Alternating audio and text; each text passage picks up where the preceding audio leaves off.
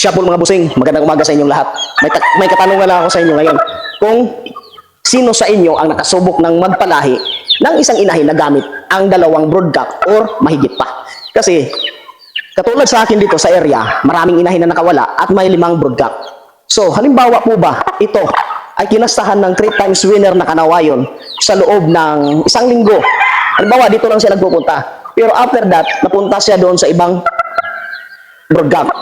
Ang mangyayari po ba, ang magiging anak nito, halimbawa may 10 sisiw ito, galing lang po ba sa kanawayon? Kasi may theory na napanood ko dito sa social media na sinasabi ng isang sikat na doktor, hindi na lang ako magbabanggit, na hindi daw pwede, hindi maaari daw na kung 2 o 3 broodcock ang magkasta dito, sa iisang broodcock lang daw manggaling ang similya. Ganun ang pagkakaintindi ko sa sinasabi niya. So mga busing, totoo ba yun? Kaya tinanong ko sa inyo kung sino sa inyo ang nakasubok ng mag-breed ng isang inahin gamit ang kaiba-ibang broodcock. So, magmamana din ba yung mga anak nila nito, itong inahin na to, sa magkaibang broodcock? Or sa isang broodcock lang ba talaga manggaling ang anak nito?